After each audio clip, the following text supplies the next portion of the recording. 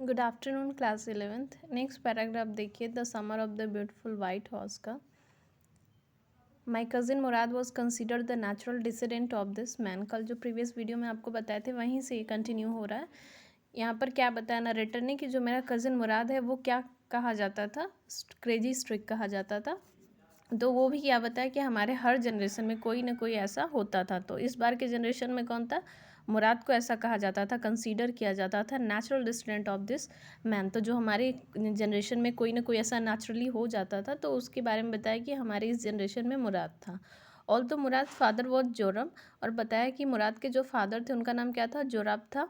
Who was practical and nothing else. तो बताया जो मुराद के फादर थे वो बिल्कुल भी मुराद की तरह नहीं थे, प्रैक्टिकल थे, व्यवहारिक थे, एंड नथिंग एल्स, और बिल्कुल भी मुराद की तरह नहीं थे। That's how it was in are tribe. लेकिन ये कैसे जो मुराद था वो ऐसा क्यों हो गया था, क्योंकि हमारे ट्राइब में ऐसा ट्रेड था, इस वजह से कोई ना कोई ऐसा रहता था। A man could be father of his a son flesh. तो बताया कि कोई भी एक मैन अपने सन के फ्लैश का मतलब बॉडी का वो फादर हो सकता है, लेकिन स्पिरिट का, उसके नेचर का फादर नहीं हो सकता है। यहाँ पर बताया कि that didn't mean he was also the father of his spirit. तो उसके स्पिरिट का, उसके नेचर का वो फादर नहीं हो सकता है, वो किसी भी टाइप का हो सकता है।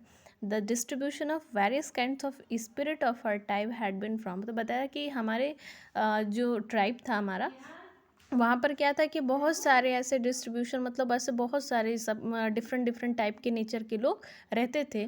हैड बिन फ्रॉम, और क्या बताया कि उनका नेचर कैसा था, फ्रॉम द बिगनिंग, शुरुआत से ही। कोई कैप्रिसियस, कैप्रिसियस का मतलब होता है एसेंट्रिक, कोई सनकी नेचर का था, कोई वैग्रेंट, वैग्रेंट का मतलब घूमने की प्रवृत्ति, टेंडेंसी ऑफ वैंडरिंग समवेयर। तो यहाँ पर बताया कि घूमने में किसी का नेचर ऐसा था कि उसे घूमना पसंद था, तो कोई सन की कंसिडर किया जाता था। तो बताया डिफरेंट टाइप के लोग हमारे ट्राइब में रहते थे। We rode and my cousin Murad sang, और क्या बताया कि हम दोनों क्या कर रहे थे, हॉर्स राइडिंग कर रहे थे, और जो मेरा कज़िन मुराद था वो क्या कर रहा था, गा रहा था। For all anybody new we are still in the old country. और यहाँ पर बताया कि फॉर ऑल, और ऐसा बताया कि किसी को भी पता नहीं था कि हम क्या कर रहे थे, लेकिन फिर भी हम कहाँ थे, उसी ओल्ड कंट्री में ही हम लोग थे। At least according to some our neighbours we belonged. और क्या बताया कि कुछ तो हमारे नेबर्स आसपास में ही थे। We let the horse run as long as feel like a running.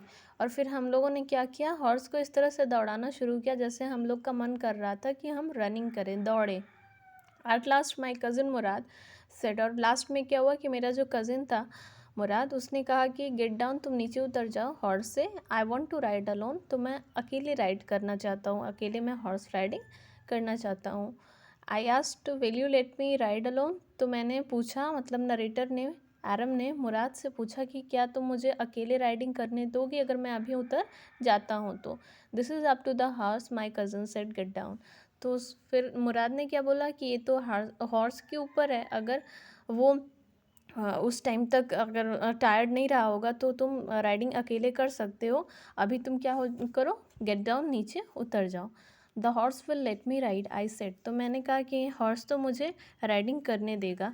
We shall see he said, don't forget that I have a way with a horse. तो बताया क्या मुराद ने कि देखेंगे बाद में, और ये तुम ये मत भूलो कि जो हॉर्स राइडिंग है वो मुझे तुमसे अच्छी आती है, हॉर्स के साथ किस तरह से मैनेज करना है, किस तरह से बिहेव करना है वो मुझे पता है।